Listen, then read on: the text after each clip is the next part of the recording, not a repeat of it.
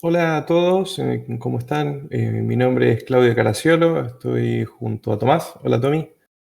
Hola, yo soy Tomás Coiro. Soy... Ambos, ambos trabajamos en Eleven Pad. Esto de no vernos es difícil coordinar. Antes trabajamos en Eleven Pad, estamos en el laboratorio de innovación, en el equipo, perdón, de innovación y laboratorio dentro de Eleven Pad en Argentina. Y bueno, estamos agradecidos de que nos hayan invitado acá, tanto Rafa como Edu, que nos hayan invitado a charlar en Hack and Beers y compartir un poquito sobre una investigación que hicimos. Te corté, Tommy, cuando estabas por decir algo, así que te doy el espacio. Sí, nada, me iba a presentar, nada, soy estudiante de Ingeniería en Sistemas y soy Security Research jefe.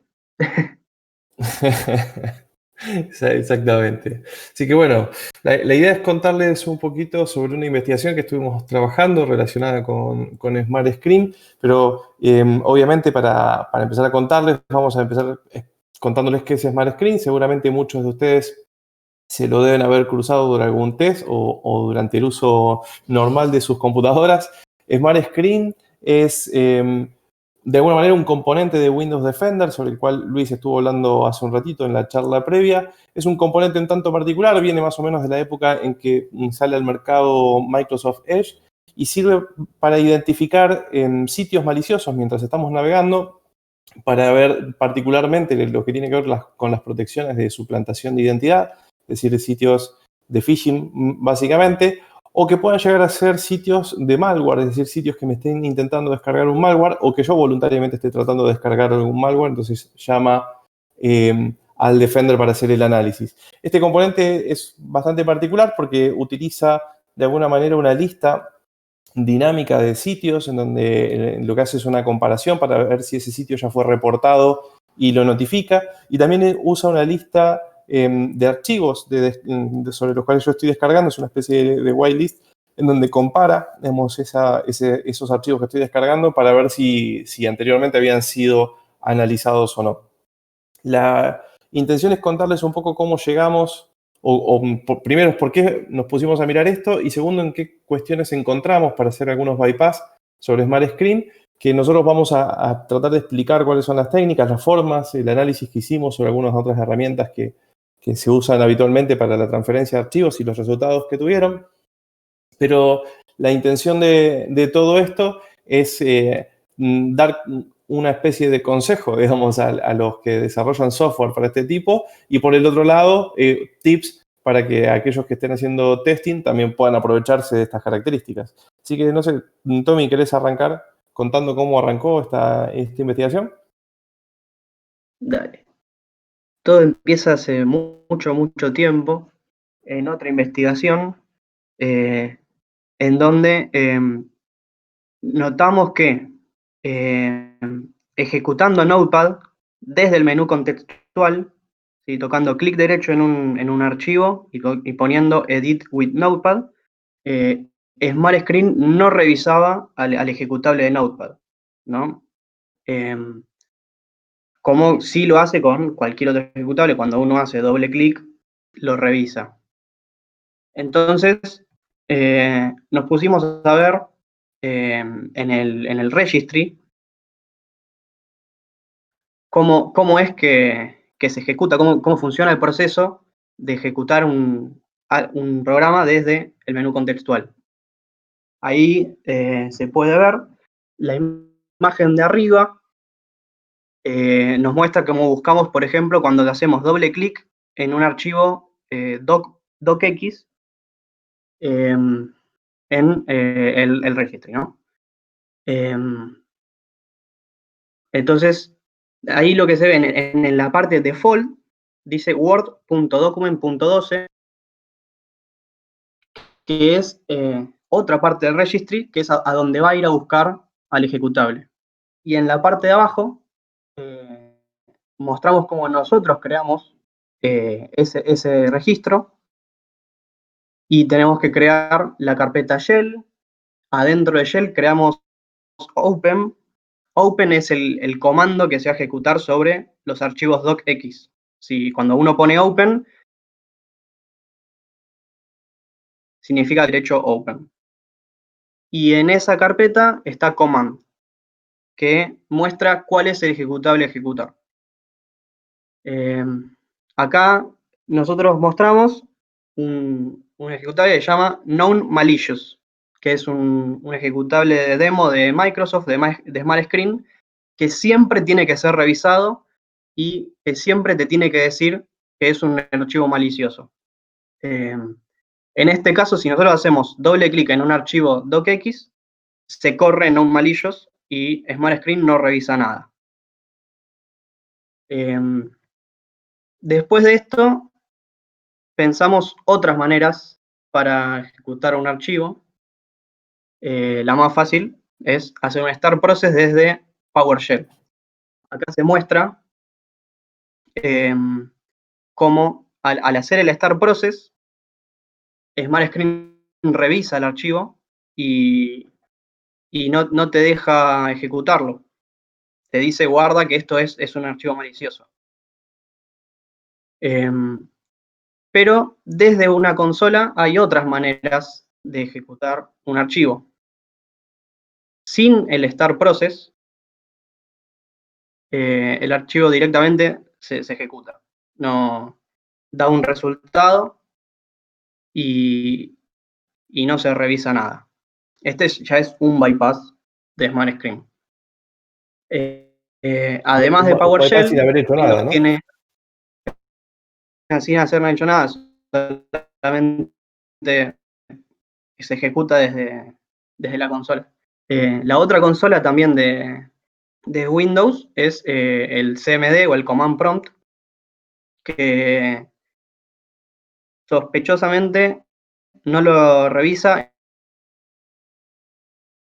en ninguno de la ejecución directa. Entonces, esto es de nuevo. Si uno ejecuta un archivo desde la consola, Smart Screen no lo revisa sin importar nada. O sea que básicamente estamos diciendo que si vos tenés un malware, como en este caso este ejemplo que tenemos, y al malware en vez de darle doble clic, lo ejecutás por consola, no lo revisa. Claro, no hay, por parte de Smart Screen no se revisa nada. Quizás el antivirus sí, pero bueno, no estamos hablando de eso. Sí. Viendo también otras opciones de menú contextual, nos encontramos con Run with PowerShell, que es cuando un archivo, un script PowerShell, cuando uno le hace clic derecho, aparece esta opción. Que dependiendo de las políticas de ejecución de PowerShell, puede correr o no. Pero entonces la fuimos a buscar, obviamente, al registro de Windows, que está en ese path con muchas palabras. Adentro de Shell está el 0, no es Open, no es Run with PowerShell, no sé por qué, pero este es el comando. Y si ahora pasa.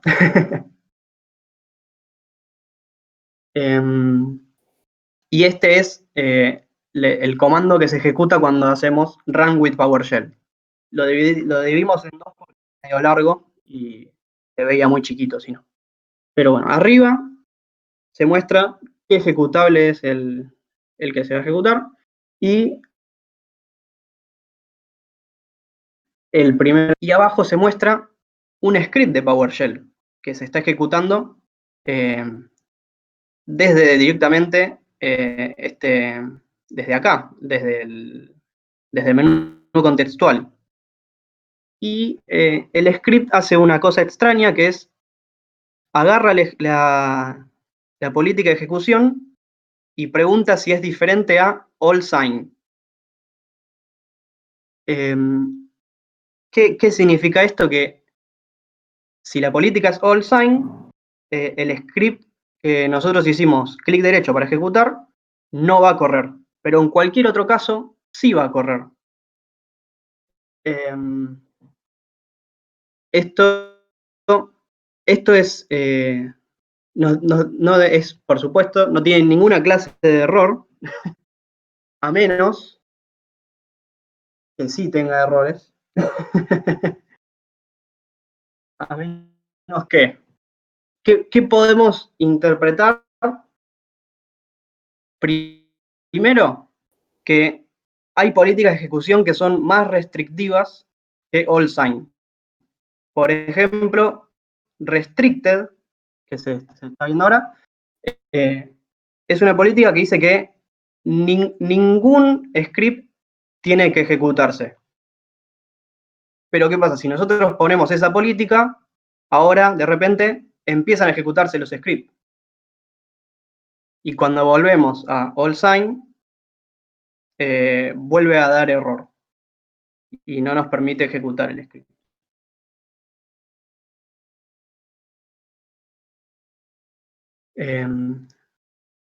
Pero además nos muestra una manera de mejorar nuestro primer bypass con el menú contexto ejecutable.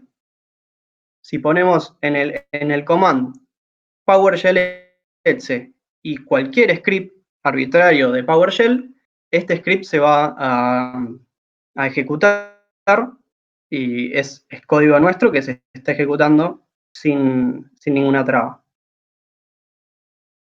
Esto significa también que podemos bypassear de nuevo la execution policy de PowerShell ejecutando PowerShell desde command prompt. Acá se ve cómo estamos ejecutando un script de PowerShell incluso con la execution policy all sign. ¿Sí? Deja de importar totalmente la execution policy. Pero bueno, esto es nos salimos un poco de Smart Screen y ahora Clau les vuelve al tema. Claro, acá esto nos fue derivando un poco el tema y en ir pensando a ver qué es lo que estaba pasando porque no entendíamos qué pasaba por qué a veces sí saltaba Smart Screen y por qué a veces no. Entonces, volviendo al tema de Smart Screen y recordando que todo esto venía desde el lado de los navegadores, ¿no? De cuando yo descargo un archivo y lo analiza, digamos, dijimos, a ver, ¿qué pasará si utilizamos otras formas de descargar ejecutables? O sea, si en vez de utilizar los browsers, descargamos los ejecutables desde otra manera. Entonces, una de las primeras maneras que se nos ocurre es un recurso compartido, ¿no? Es lo más común. Es decir, alguien comparte un recurso compartido dentro de la red, un file server, otra computadora de un colega y demás. ¿Qué pasa si yo ejecuto el archivo que está del otro lado, digamos, ¿no? Y nos encontramos con que Smart Screen no muestra el mensaje de error típico, ese cartel rojo que nos aparece siempre. Sin embargo, nos aparece una alerta, ¿sí? Que dice abajo que el archivo no está firmado, digamos, ¿no? Y que bueno, que tenemos que darle la opción de run para que se ejecute. Entonces ya vemos que algo raro está pasando, no está haciendo exactamente lo que pensábamos que iba a hacer. Dijimos, ¿qué otra forma hay también de descargar un archivo que no sea utilizando un navegador? Y bueno, otra de las alternativas que puede ser de vuelta por PowerShell, digamos, ¿no? Pensando en herramientas de postexplotación, como las que contaba Luis recién. Vamos, algo muy típico de hacer es utilizar el web client de PowerShell y descargar el archivo. Entonces, descargamos el archivo, en este caso descargamos del sitio oficial de MyScreen, de donde tienen alguna herramienta, el nomalicious.exe para probar, lo guardamos en nuestro equipo y lo ejecutamos con el start process, ¿sí? Y vemos que no pasa absolutamente nada, digamos, ¿sí? Que se ejecuta y no tenemos ninguna alerta. Después dijimos, bueno, otro medio común es el cliente de correo electrónico. Entonces utilizamos el Outlook Desktop, ¿sí? Que Outlook Desktop, cuando descarga el archivo, hace lo que sí está esperado, que es que te dice, a este archivo proviene de un lugar inseguro, es un adjunto que se puede considerar inseguro, entonces lo analiza. Sin embargo, cuando nosotros mandamos algún ejecutable que sea controlado por nosotros, digamos, ¿no?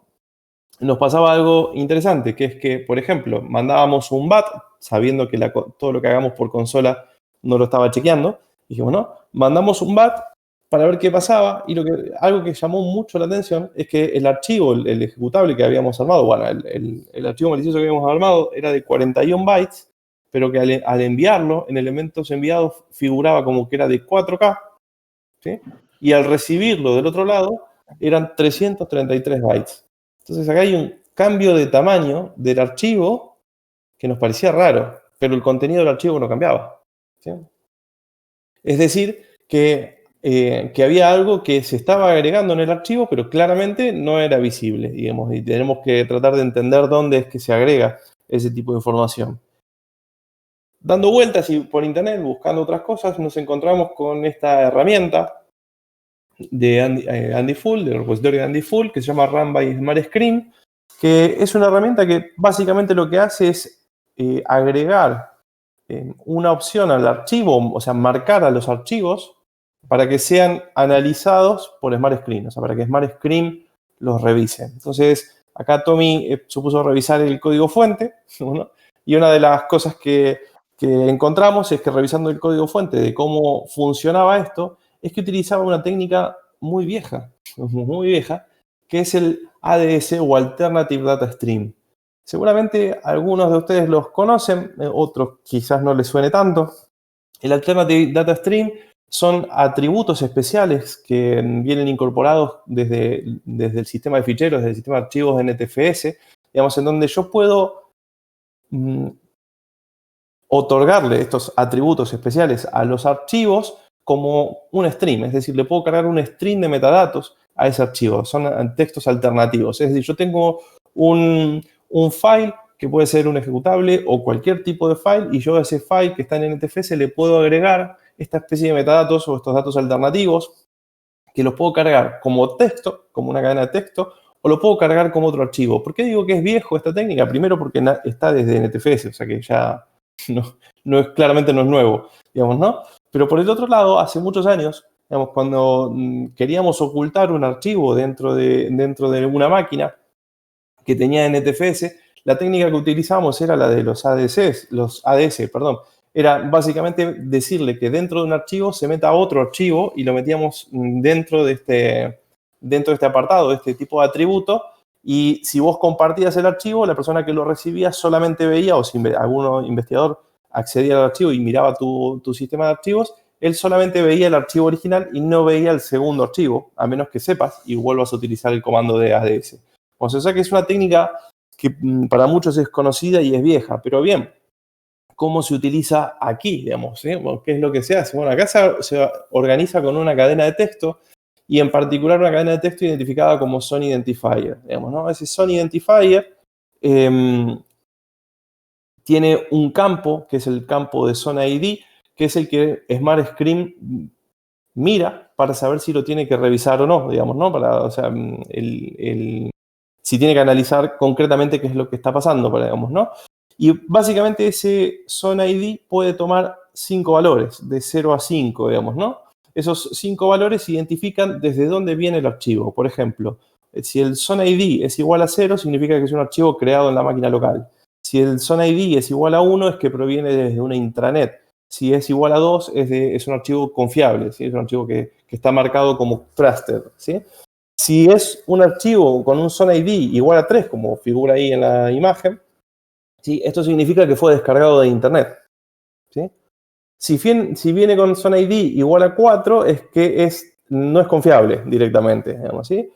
La particularidad es que ese Zone ID, como es un ADS, y yo lo puedo cambiar y puedo trabajar sobre ese ID y le puedo poner cualquier valor realmente. O sea, sí le puedo poner valor 5, 10, menos 5, menos 200, ¿sí? Digamos, lo interesante es que SmartScreen toma estos variables para entender qué tipo o qué es lo que tiene que hacer con ese archivo. Bien. Si nosotros miramos cuál es el Zone ID del archivo malicioso que descargamos de la propia página de SmartScreen, vemos que no solamente está el Zone ID, el Zone Identifier igual a 3, sino que además me trae más datos, como por ejemplo el referer, el host URL y demás.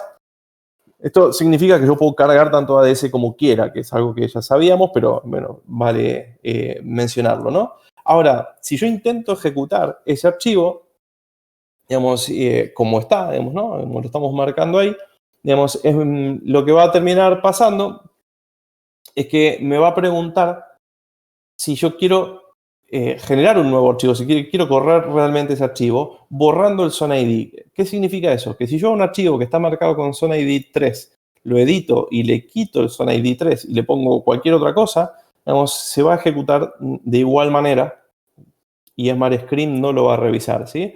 Entonces, acá tenemos un ejemplo en donde lo que vamos a hacer es tener eso, el SonID reemplazado solamente por un punto, y ahí vamos a ver que el string que acabo de reescribir hace que no sea analizado por SmartScreen.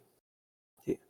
Bien, entonces hasta acá esta investigación rara y confusa porque nos llevó a ver temas que venían desde hace tiempo, como el tema del sistema de ADS, digamos, con MTFS, nos hizo volver a pensar en lo que estábamos investigando, que era cómo se puede bypassear el control de SmartScreen en las distintas herramientas. Ahora, hasta acá repasamos todos los bypass posibles y vimos que no tengo que escribir código. O sea, es tan sencillo como decirle que no lo revise, vamos por una ADS, o ver en todas las formas de ejecución que vimos para que no sean revisados. Pero lo que sí sabemos es que existen dos condiciones que se tienen que cumplir para que un archivo sea un archivo que yo estoy descargando y estoy tratando de ejecutar, sea analizado, sea revisado por SmartScreen. Estas dos condiciones son que tiene que tener la marca de que fue descargado desde Internet, y el segundo es que se tiene que ejecutar de una manera que no se provoque uno de los bypass que vimos antes, digamos, ¿no? Como la ejecución por consola y demás, ¿sí? Entonces acá nos empezamos a plantear todas las formas posibles de descarga y empezar a tratar de entender qué es lo que hace cada una de las aplicaciones para marcar los archivos y para ver si se pueden bypassear. Entonces, lo primero que decimos es cuáles son las formas más comunes de bajarlo de Internet, es por los navegadores. Entonces, vamos a ver si así como Edge marca un archivo que está descargado desde Internet con SonID igual a 3, si el resto de los navegadores lo hacen. Y como era de esperar, la gran mayoría de los navegadores más comunes que usamos utilizando los benchmarks de navegadores en el mundo, vimos que la gran mayoría sí lo hace. En el caso de Internet Explorer, porque es viejo, digamos, sí solamente analizaba archivos ejecutables, y en el caso de Baidu es el único de los navegadores comunes que hoy en día existen que no lo analiza, pero el resto sí. Otra de las cosas que decidimos probar es decir, ok, está claro que de los navegadores era de esperar que la mayoría haya implementado esta protección que Microsoft definió, ¿no? Del SonID igual a 3. Vamos a ver qué pasa con los clientes de correo, digamos, ¿no? De los clientes de correo más típicos. Entonces, de vuelta buscamos cuáles son los más típicos y nos encontramos con que los desarrollados por Microsoft, como el caso de Outlook o Windows Live Mail, sí lo hacen, Thunderbird también lo hacen. El resto de los otros, que son bastante comunes, no lo hacen, es decir, no marcan el archivo con SonID igual a 3. Otra forma de descargar archivos de Internet que no sea utilizando un browser o que no sea utilizando un cliente de correo, dijimos, bueno, ok, ¿cuál puede ser? Los clientes de FTP. Entonces probamos con los clientes de FTP y nos llevamos una sorpresa, que es que ninguno de los clientes de FTP conocidos, ¿sí? Marcan el ADS, digamos, dentro del SonID del archivo, por lo cual cualquier archivo que se descargue por FTP no va a ser revisado por SmartScreen. Otra característica, tipos de herramientas que decidimos buscar es en las herramientas de chat que vos podés tener instalado en tu máquina, ¿no? Entonces, tenés Telegram, Signal y demás. Dijimos, ¿qué va a pasar si comparto un archivo a través de esos medios? Es decir, si le mando un archivo desde mi máquina a la máquina de Tomás y en mi máquina está marcado con el SonID, ¿qué pasa en la máquina de Tomás, digamos, ¿no?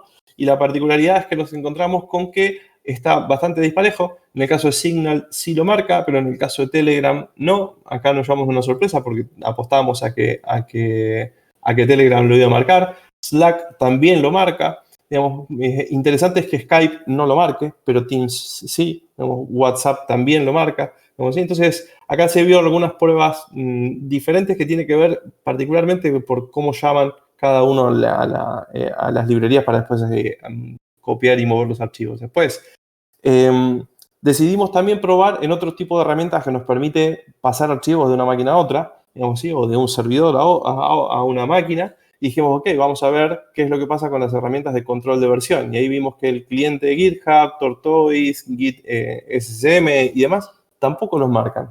Es decir, que cualquier archivo que se pase por ahí no va a ser revisado por SmartScreen.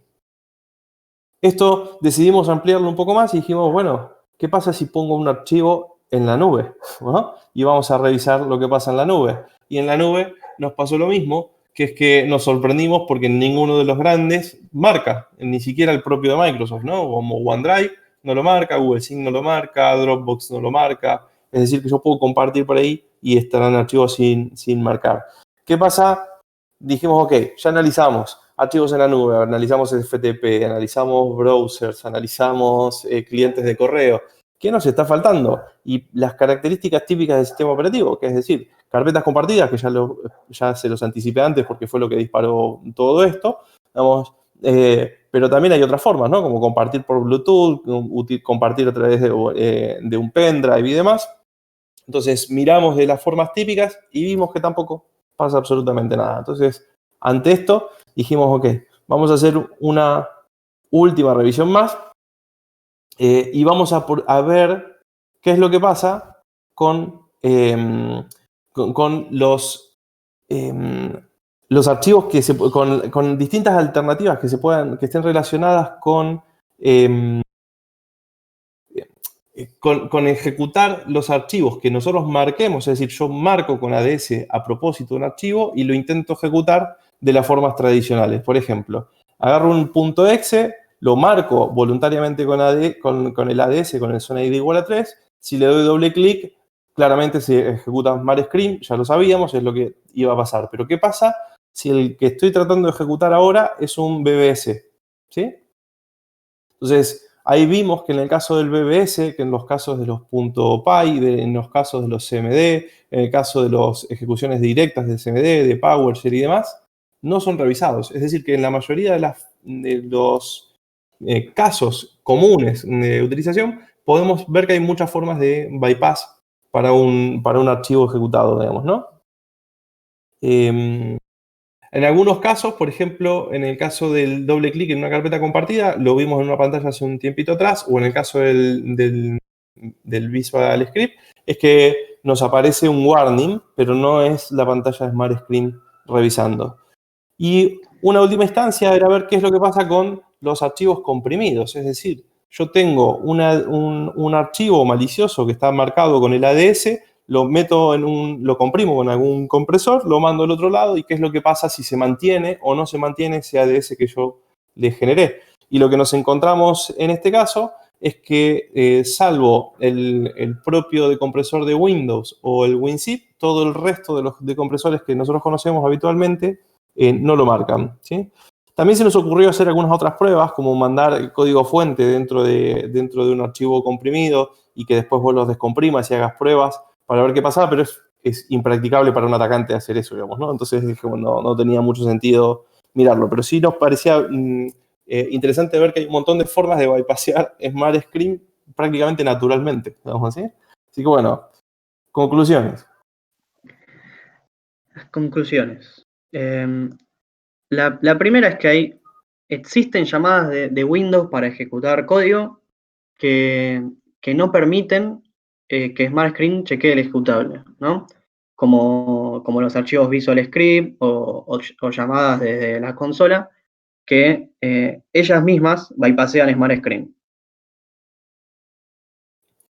Bien, por el otro lado, sabemos que también hay muchos programas que permiten descargar archivos ejecutables sin marcarlos como externos. Esto es algo que nosotros normalmente decimos que es nos costó entender por qué pasaba esto, porque cuando lo estábamos analizando decíamos por qué, si Microsoft tiene esta característica, la gente que desarrolla software para compartir y para descargar archivos no la utiliza. Y también nos dimos cuenta que en realidad no hay una gran difusión y una exigencia porque esto se use. O sea que si la empresa que está desarrollando un determinado producto que le permita descargar archivos no está al tanto de la existencia de esta técnica para demarcar con SonID los archivos descargados para que sean revisados por SmartScreen, nunca los va a implementar. Entonces acá lo que vemos es que por ahí falta más difusión a esta forma de cómo protegerlo.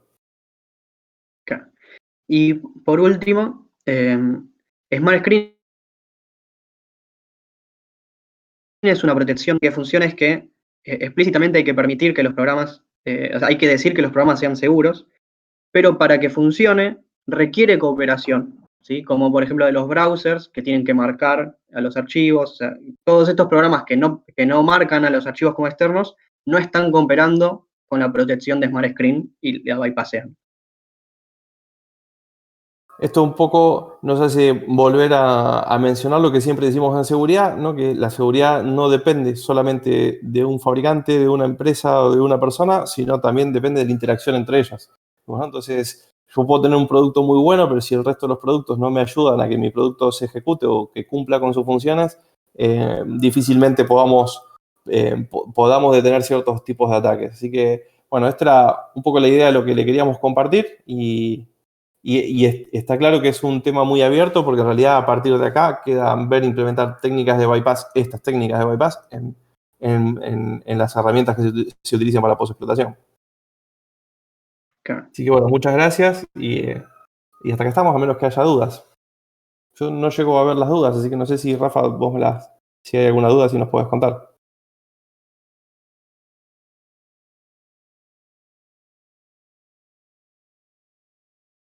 Bueno, entonces cerramos la charla acá, les agradecemos nuevamente por haber estado y gracias al equipo de Hack and Beers por la invitación. Esperamos que en alguna oportunidad que estemos por allí, por España, cuando todo esto pase, poder estar en alguno presencial compartiendo.